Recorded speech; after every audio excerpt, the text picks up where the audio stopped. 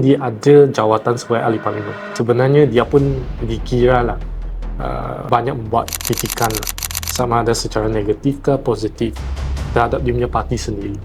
Jadi dia sebenarnya adalah borderline untuk undang-undang anti lompat ni. Contoh kalau undang-undang anti lompat ni tak ada, sebenarnya awal-awal dia dah resign, mungkin pergi join parti lain lah.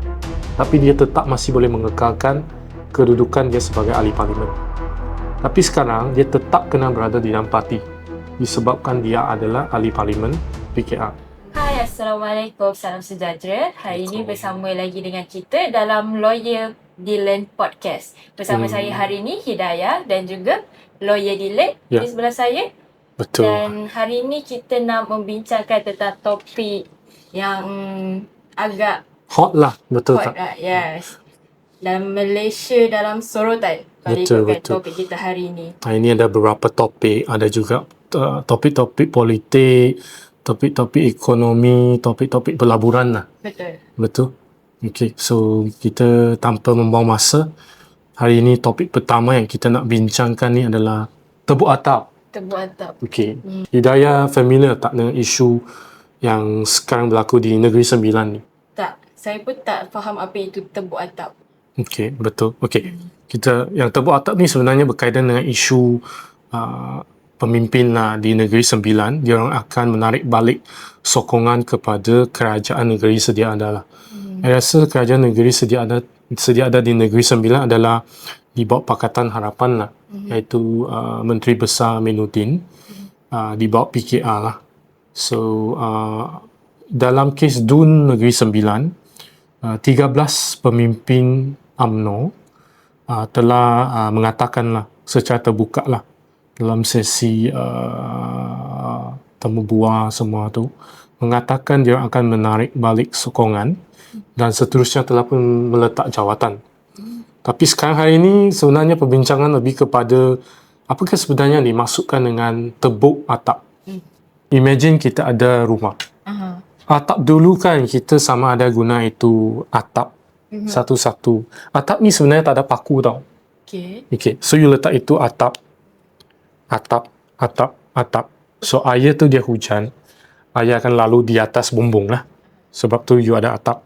Ada rumah kampung tu dia guna atap yang berbentuk mungkin daun kelapa atau pisang. Okay.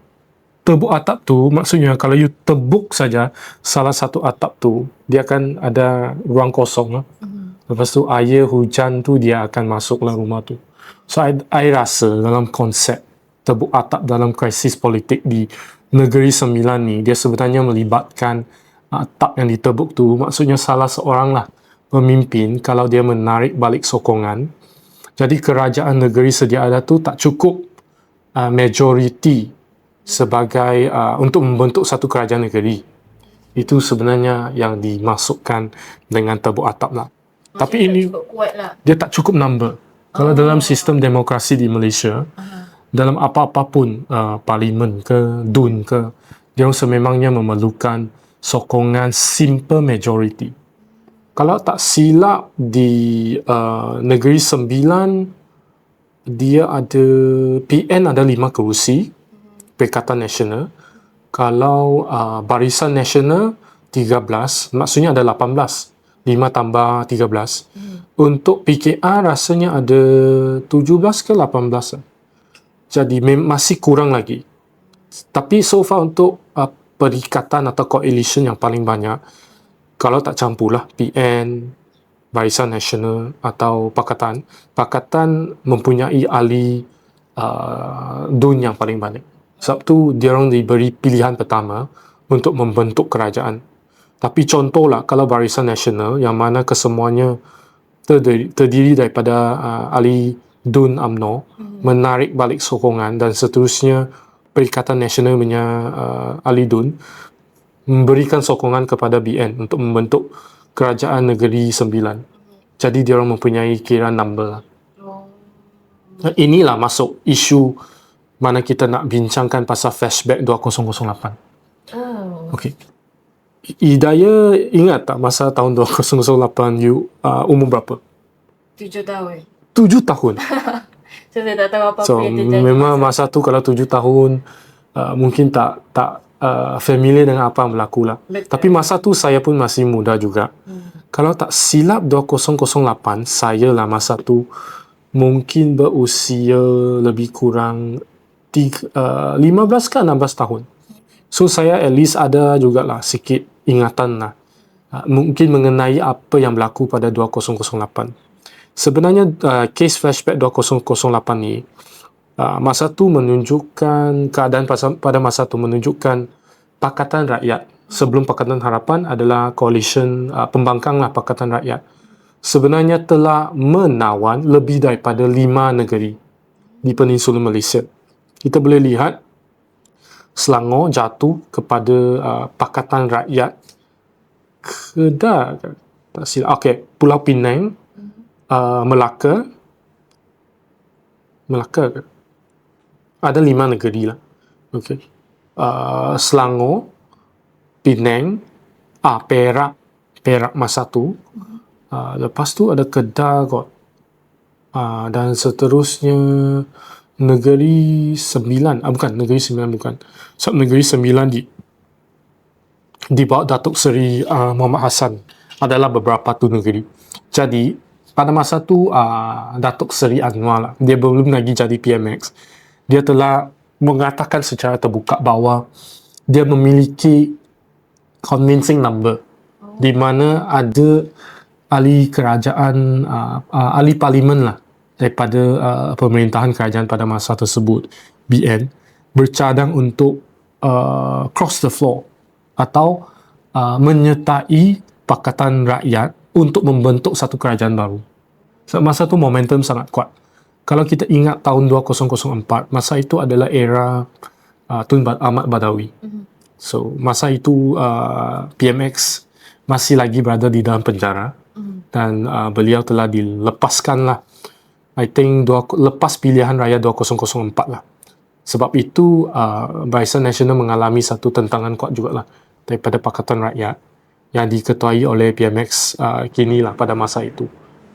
So tapi apa yang berlaku adalah rancangan untuk membentuk satu kerajaan baru pada 2008 gagal. Sebab kenapa? Kebanyakan ahli-ahli parlimen yang mungkin dianggap akan memberikan sokongan kepada Datuk Seri Anwar pada masa tersebut telah pun dihantar keluar untuk bercuti untuk 2-3 minggu. Sehinggalah I think pada masa itu parlimen pun telah tutup. So, untuk Datuk Seri Anwar pada masa tersebut untuk membentuk satu kerajaan baru, beliau kena ada satu jumlah ahli parlimen yang mencukupi. Dan salah satu cara itu adalah untuk mengusulkan satu usul untuk mengatakan atau membentangkan bahawa coalition beliau atau beliau memiliki majoriti sokongan daripada ahli parlimen. So rancangan beliau pada masa itu memang telah gagal lah.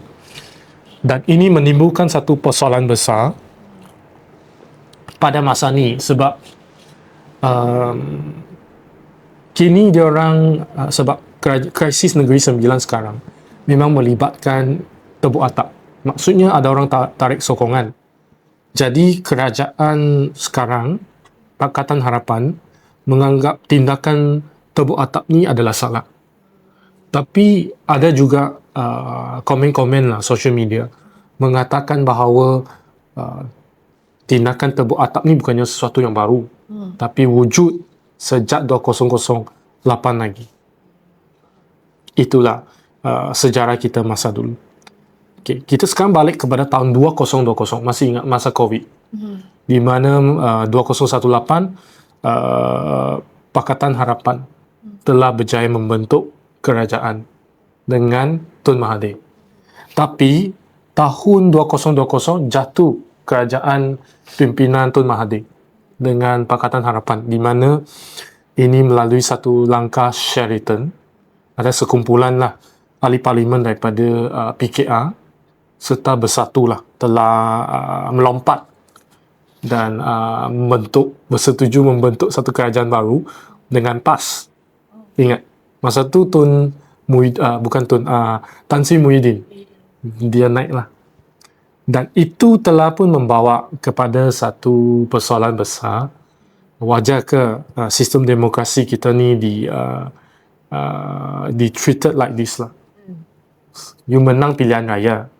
2 tahun kemudian, mungkin ada sesetengah ahli parlimen yang tak mendapat jawatan ke atau apa, dia lompat dan membenarkan parti sebelah sana tu untuk membentuk kerajaan. Dan ini telah membawa kepada penubuhan satu undang-undang anti lompat. Maksudnya, kalau sekarang mana-mana ahli DUN atau mana-mana ahli parlimen yang dipilih untuk menjadi calon saja, lepas tu kalau you menang, contoh, sekarang saya calon PKR, you tak boleh meletak jawatan dan menyertai parti lain.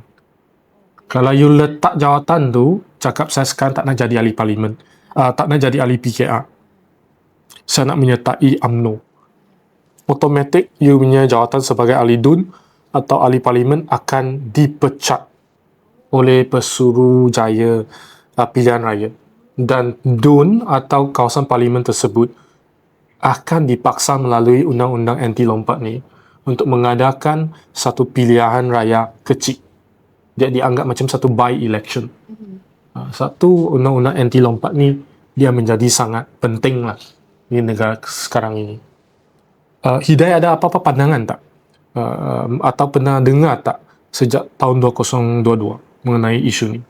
Tak pernah. Saya memang tak familiar pasal pilihan raya ke Okay. Sekarang saya tanya sekarang, yang buat podcast paling hot lah dalam YouTube adalah siapa? Ahli politik lah, Rafizi. Rafizi dia ada jawatan sebagai ahli parlimen. Sebenarnya dia pun dikira lah banyak membuat kritikan lah, sama ada secara negatif ke positif terhadap dia punya parti sendiri. Jadi dia sebenarnya adalah borderline untuk undang-undang anti lompat ni. Contoh, kalau undang-undang anti lompat ni tak ada, sebenarnya awal-awal dia dah resign, mungkin pergi join parti lain lah. Tapi dia tetap masih boleh mengekalkan kedudukan dia sebagai ahli parlimen. Tapi sekarang dia tetap kena berada di dalam parti disebabkan dia adalah ahli parlimen PKR. Walaupun dia telah pun mengumumkan secara terbuka bahawa Datuk Seri Fizi dia tidak akan keluar untuk menjadi calon pilihan raya seterusnya di Pandan di bawah tiket PKR. So it's very obvious dia dah nyatakan dia punya pendirian. Tapi disebabkan undang-undang anti lompat ni, dia tak boleh meletak jawatan sebagai ahli jawatan PKR. Kalau dia letak jawatan, automatically undang-undang ni akan memaksa satu pilihan raya kecil untuk diadakan di Parlimen Pandan. Akan jadi lagi susah lah lepas ni. Taklah, dia hilang lah kalau you dah jadi ahli parlimen. Tugas you adalah untuk serve parlimen tu untuk 5 tahun kan. Kalau you tiba-tiba letak jawatan, you akan hilang lah semua you punya allowance, gaji sebagai ahli parlimen. Satu, memang walaupun adanya undang-undang ni, dia melarang orang untuk lompat dan ke parti lain untuk membentuk apa-apa kerajaan baru. Tapi pada masa yang sama dia juga menyekat hak ahli parlimen yang tidak berpuas hati dengan dia punya parti sendiri daripada meletak jawatan. Sebab tu apa yang dia boleh buat tu adalah podcast semua tu. Saya ada soalan. Sebagai rakyat, kita patut anggap ni sebahagian dari politik biasa ataupun kita perlu risaukan benda ni sebenarnya? Pasal undang-undang anti. Sebagai rakyat ke sebagai ahli politik? Sebagai ahli politik yang telah dipilih sebagai ahli parlimen ke atau macam mana? Sebagai rakyat dululah. Sebagai rakyat actually okey je. Tak ada apa. Sebab untuk rakyat tu, rakyat sebenarnya yang lebih bimbang adalah kerajaan tidak kukuh. Kalau sekarang contohlah kita ada kerajaan, kita kena melihat balik kepada sejarah lah, politik, landscape politik. Daripada kerajaan Barisan Nasional memang telah mengalami sokongan yang merosot sejak daripada 2008 lagi.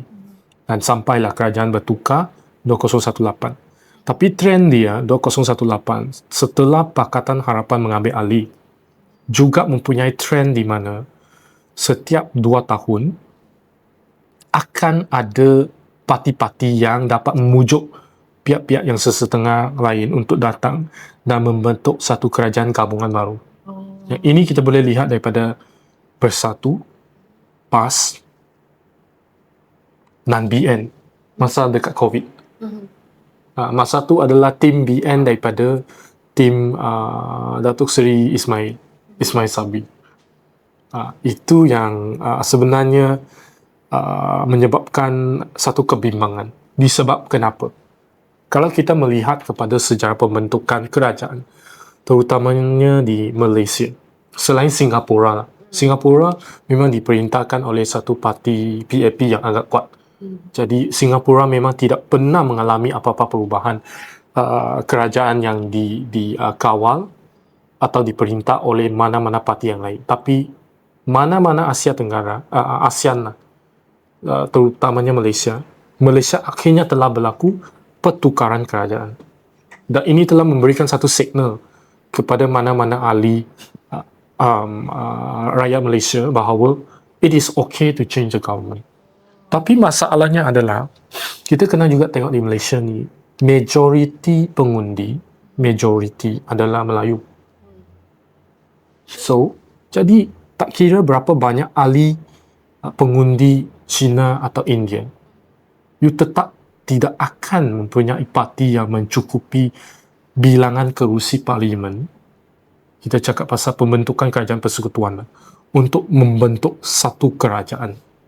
You tetap kena bergantung kepada parti Melayu dan bekerjasama untuk membentuk satu kerajaan persekutuan. Dan ini adalah satu realiti.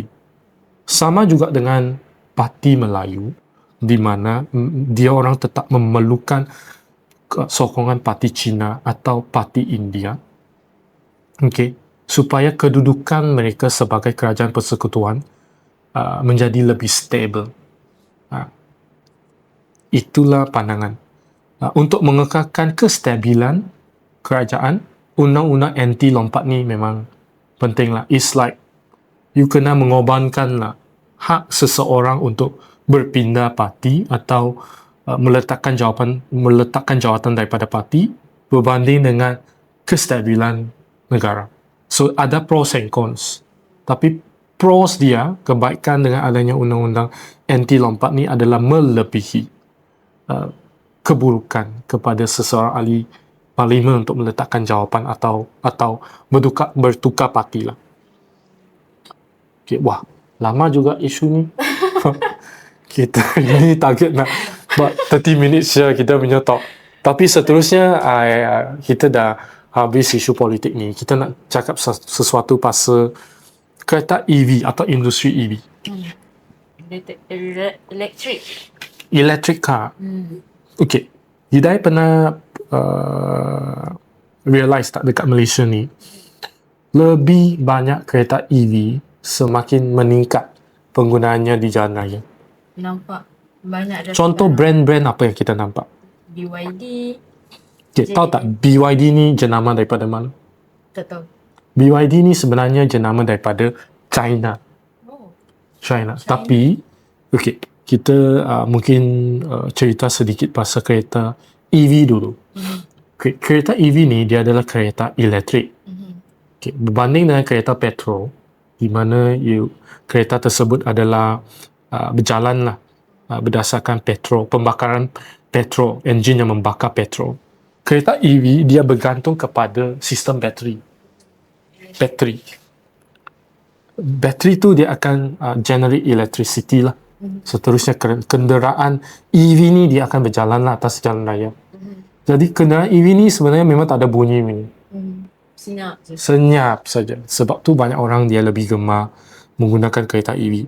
Tapi penggunaan kereta EV ni tetap memerlukan pengecas. You kena charge kereta EV sama ada dekat mall, dekat rumah. Jadi cakap balik tentang kereta EV ni, sebenarnya adakah perang EV ni, kenapa negara Malaysia push rakyat-rakyat Malaysia untuk bertukar kepada penggunaan kenderaan EV? Mungkin sebab ada konflik yang sekarang antara Amerika Syarikat dengan Iran. Apa kaitan dia? Diorang kan sekat laluan untuk transportkan Minyak, betul. dekat laluan Hormuz. Betul. Okay. Sebenarnya cabaran yang dihadapi Malaysia hari ini adalah walaupun Malaysia mempunyai minyak, tapi sebenarnya Malaysia adalah pengeksportan minyak lebih banyak daripada diorang import minyak lebih banyak daripada diorang ekspor minyak. Okay, sebab kenapa? Sebab pertama adalah minyak Malaysia ni adalah minyak premium. So minyak premium ni dia lebih mendapat permintaan tinggi daripada pasaran dunia. Minyak yang kita dapat ni, yang kita gali ni, kita jual kepada pasaran dunia. Contoh, kita ekspor kepada Middle East. Dan minyak tu masa dia masuk loji penapisan minyak. Minyak-minyak ni dia ada grade 1, grade 2, grade 3. Dan minyak Malaysia yang baik ni kebanyakannya dijual dengan harga tinggi untuk contoh minyak kapal terbang. Kapal terbang tak guna RON 95, tak guna RON 97 yang biasa kita pump. Dia guna kualiti minyak. Saat ini untuk penerbangan jauh semua tu. Dan Malaysia import minyak daripada Middle East. Untuk ekspor crude oil yang mungkin kualiti tak sebaik kualiti minyak Malaysia lah. Dan akan ditapis di loji penapisan minyak di Malaysia. Contoh di Pengerang, Johor. Contoh di Sipitang. Barulah kemudian minyak-minyak ni akan disebarkan lah. Dia punya supply tu kepada stesen-stesen minyak. Jadi dia untung lebih sikit daripada pasaran dunia. Tapi ini telah memberikan satu cabaran. Kalau perang berlaku, apa yang berlaku adalah contoh dekat Selat Hormuz ni yang mengawal 20% laluan minyak. Dia akan menyebabkan pembekalan import minyak ke Malaysia berkurang. Dan seterusnya yang kita nampak hari ini, diesel harga meningkat. Sebenarnya petrol pun meningkat, tapi kerajaan tetap menanggung subsidi.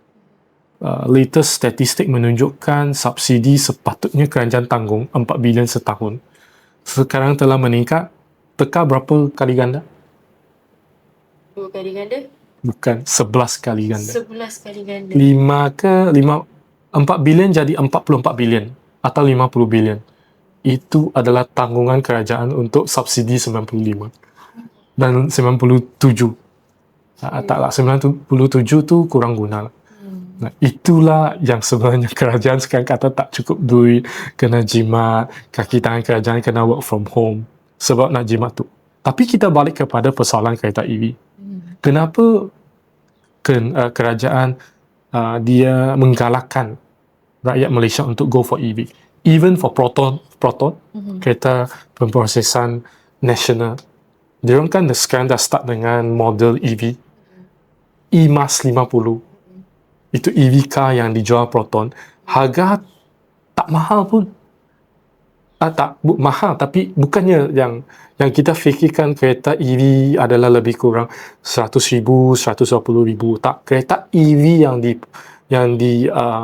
yang dikeluarkan oleh Proton Geely adalah 60,000, 55,000.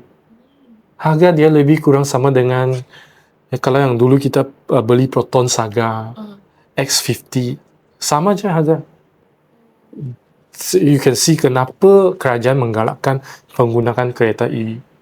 Sebab kalau kita beralih kepada penggunaan EV, kita tidak, Malaysia atau negara Malaysia tidak akan bergantung kepada penggunaan minyak yang akan diefek oleh krisis peperangan dunia atau krisis harga minyak dunia. Berita terbaru sekarang di Middle East adalah UAE telah menarikkan diri keluar daripada OPEC. OPEC ni adalah satu konsep lagi yang baru lah, di mana pengeluaran minyak di Middle East ni dikawal oleh satu perikatan negara-negara minyak yang dikenali sebagai Perikatan OPEC, supaya harga minyak boleh dijual pada satu harga yang tinggi dan tidak ada oversupply of minyak. Tapi sekarang UAE cakap, Iran you kasih bom saya punya loji penapisan minyak I tak nak lah kawan dengan you. Saya keluar daripada OPEC, saya akan keluarkan lebih banyak minyak dan saya akan jual minyak saya directly kepada negara-negara lain. Ini akan mengakibatkan isu harga minyak akan meningkat. Okey, contohlah kalau negara Malaysia berjaya menggalakkan peralihan penggunaan kenderaan petrol kepada kenderaan EV, let's say daripada penggunaan kereta petrol daripada 100,000 pengguna kepada 100,000 pengguna kereta EV. Sebenarnya ini juga membuka peluang kepada perkembangan sektor tenaga. Tenaga maksudnya bagi peluang pekerjaan dekat orang? Dia adalah satu sektor baru. Maksudnya akan wujud peluang pekerjaan kepada sektor tenaga seperti sektor tenaga solar, sektor tenaga biomas, sektor tenaga hidro kalau ada, sektor tenaga angin. So that's why kita boleh lihat daripada direction kerajaan, kenapa kerajaan memberikan cukai pelepasan untuk orang yang membeli kenderaan EV dan juga pemasangan alat-alat pengecasan kereta EV di rumah. Sebab nak jimatkan minyak? Betul. Sebab kerajaan memang tak nak proses minyak untuk bagi dan bagi murah untuk penggunaan rakyat Malaysia. Kerajaan Malaysia nak proses minyak atau dapat minyak dan jual pada harga yang tinggi di pasaran dunia, di mana banyak negara-negara lain yang lebih memerlukan petrol.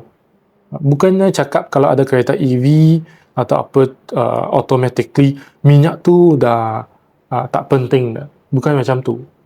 Untuk you menjana elektrik, you pun perlukan diesel juga. Contoh di Sabah. Sebab tu kerajaan dia tetapkan harga diesel di Sabah Sarawak adalah dikekalkan subsidi berbanding dengan Peninsula. Sebab proses untuk mendapatkan elektrik, untuk memproses elektrik di Sabah Sarawak, kebanyakannya adalah bergantung kepada pembakaran diesel. Itulah beza dia. Jadi saya nampak ini sebenarnya juga berkaitanlah dengan trend 10 tahun kemudian. Apakah sektor-sektor yang akan berkembang? Ini adalah bawa kepada BYD. BYD ni kereta EV. Kalau sekarang BYD dah melabur di Tanjung Malim, saya dengar kata diorang dah melabur lebih kurang berapa juta, banyak juta tu diorang melabur satu factory, dan pelaburan mereka tu berjaya diluluskan dalam tempoh 6 hari oleh MITI. 6 hari dah dapat kelulusan. Tapi masalahnya Menteri MITI bertukar, dan pada bulan 3 lah 30 di bawah MITI baru, Datuk Sri Johari telah menetapkan satu paras lah, threshold lah, di mana syarikat BYD wajib mengeksport 80% daripada kereta BYD yang dipasang. Di kereta ni bukannya dibuat di Malaysia, tapi dipasang di Malaysia. Ada beza tu. You tak ada pergi ambil itu besi, kasih labur, lepas tu you pergi pasang itu besi. Bahan-bahan ni sebenarnya diimport daripada negara China, lepas tu baru dipasang di Malaysia. Sebab tu adanya dekat Tanjung Malim yang diorang nak sebenarnya Proton pun, kebanyakan kenderaan Proton, dia punya part-part tu, pintu semua tu, dia dieksport daripada banyak negara dan kemudiannya dipasang di Malaysia. Sebab itulah Malaysia dikatakan sebagai negara pemasangan industri sektor pemasangan kereta. Bukannya pembuatan kereta. Ada beza tu.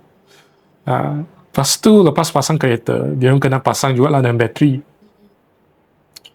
Sebab tu permintaan terhadap bateri tu memang tinggi lah untuk EV. Dan dia adalah satu cycle yang akan membawa keuntungan besar kepada sektor tenaga.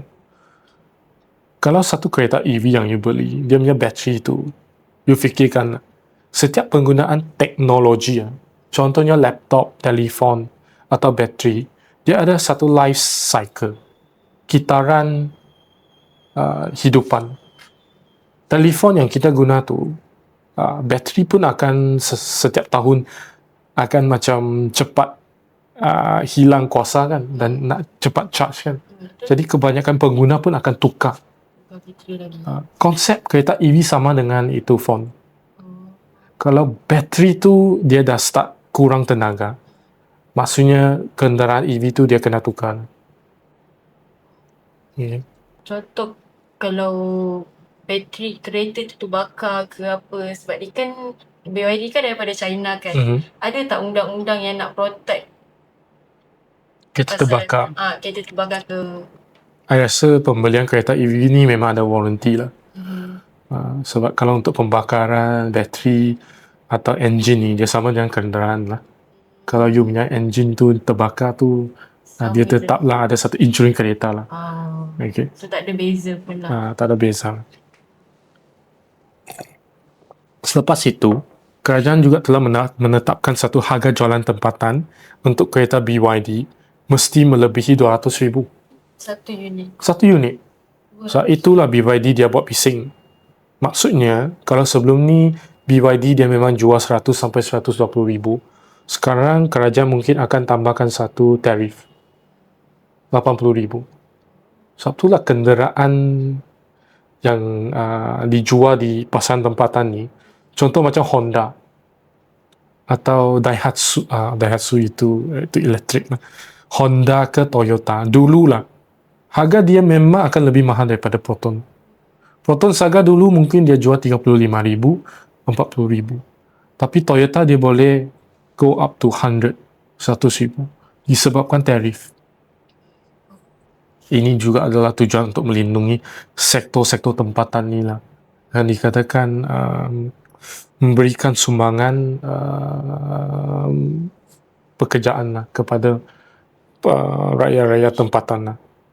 Ini adalah statistik lah, di mana Proton Geely ni menyumbangkan 700 pekerja di Malaysia dan menyumbangkan 4% lah kepada keluaran dalam negeri negara.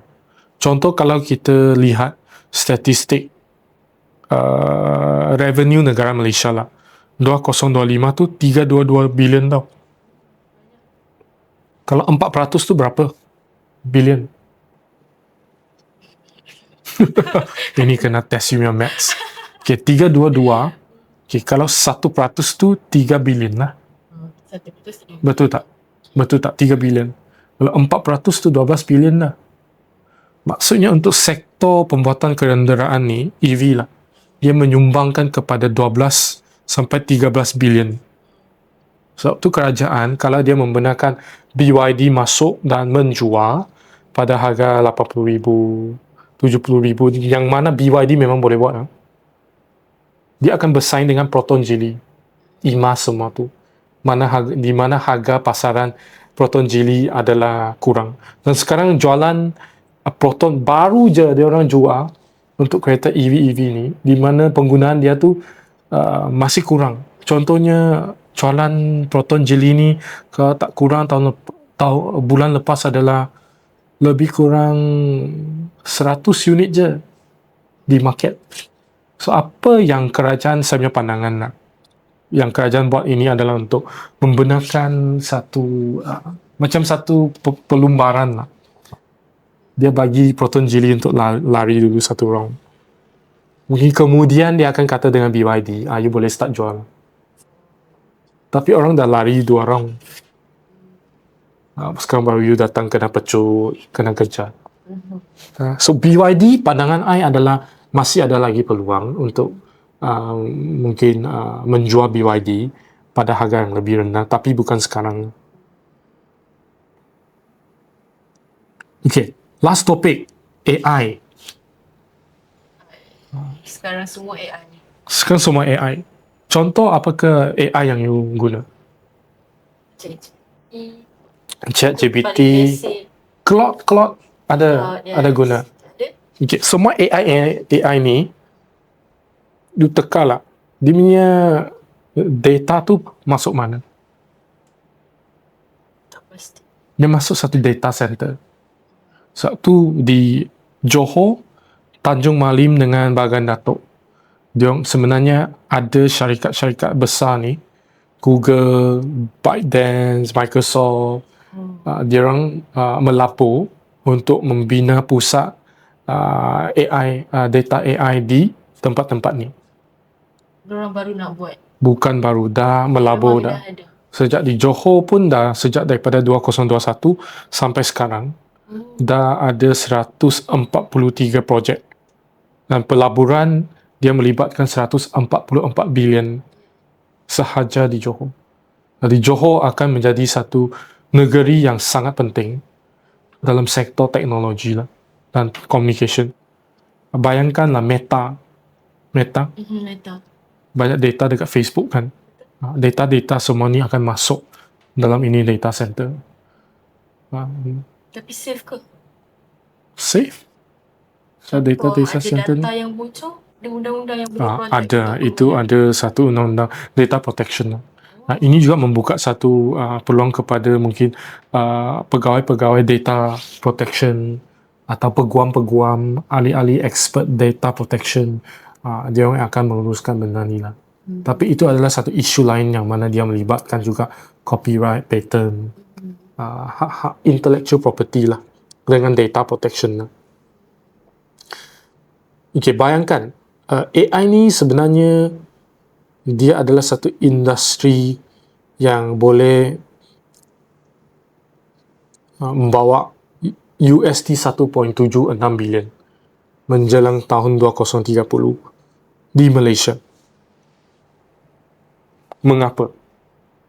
Okay, statistik 2025 mengatakan sektor AI ni buat sekarang dia boleh bawa menjana 0.5 bilion di Malaysia. Tapi menjelang 2030, maksudnya 5 tahun kemudian, dia akan tumbuh ke 1.76 bilion. Jadi lagi ramai orang guna AI lah sekarang. Itu pertama. Kedua adalah penggunaan AI ni, setiap tahun orang akan menggunakan AI, pengguna AI bertambah, maksudnya permintaan terhadap pengguna AI juga bertambah dan permintaan terhadap data center pun akan bertambah. Tapi jangan lupa, data center ni sebenarnya macam satu hardware sahaja. Hardware dalam data center ni, contoh seperti chip, akan rosak juga. And that's why kita boleh lihat Nvidia dekat US, dia punya stok tahun lepas meningkat tinggi disebabkan permintaan yang tinggi terhadap chip-chip ni, sampai syarikat-syarikat gas ini melangan dia punya chip sampai dia punya purchase order tu dah penuh dah untuk next 3 to 4 years. Sebab tu dia tiba-tiba daripada syarikat bilion menjadi trillion. Okay, go back kepada beberapa soalan yang basic. Sebenarnya di Malaysia ni, tempat mana tu atau negeri mana tu yang sesuai untuk membina pusat data center? Dari mana? Johor satu lah. Satu. Kelantan. Boleh tapi tak pasti. Tapi lokasi kedua sekarang yang kita lihat tu adalah Perak. Satu Tanjung Malim, satu Bagan Datuk. Yang memang dah start ada pembinaan pusat data. Macam pusat data tu macam kilang? Kilang, macam satu kilang, satu bangunan. Dia banyak itu komputer, superkomputer. Dalam itu komputer ada hardware, ada CPU, ada GPU, ada chip. Semua dekat situ? Semua dekat situ. Dan pembinaan data center ni, sebenarnya dia juga akan mengakibatkan data ni, kalau dia simpan banyak, macam satu device, dia akan menjadi panas.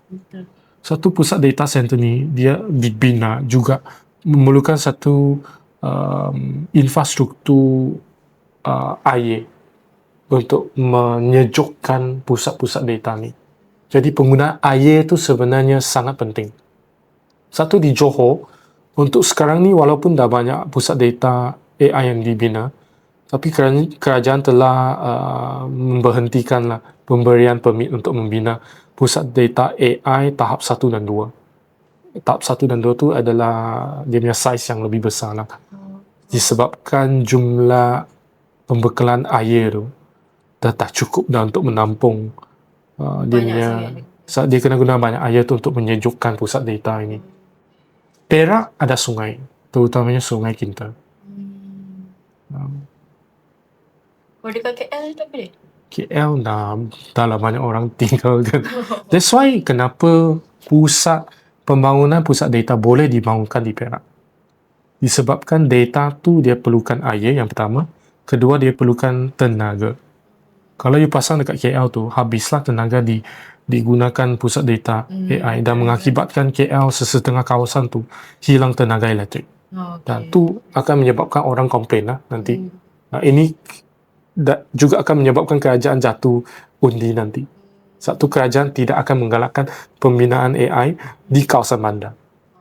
Tapi di kawasan rural yang rural semua tu. Tapi industri AI ni memang akan membuka satu peluang lah kepada pembentukan sektor-sektor lain di sekitar industri AI. Contohnya chip. Design chip. Kalau you ada pusat AI di Johor, di Perak, chip ni kadang-kadang dia akan rosak. Kalau rosak tu, you perlukan satu chip yang baru. Kalau lah Malaysia, Penang, you ada satu kilang pembuat chip yang baru, you boleh, atau chip tu dipekalkan di kilang di Penang, you terus boleh beli dekat Penang dan pasang di Perak. Jadi dia akan membuka satu peluang pekerjaan yang baru lah. Itulah sahaja hari ini untuk perbincangan kita hari ini. Cukup dah 4 topik. 4 topik cukup lah. Next time kita bincangkan lagi dengan hal-hal yang baru. Betul. Yang akan datang. Kita jumpa lagi lah di episod 3. Yang akan datang. Jangan lupa like, share dan subscribe. Dengan follow. Thank you.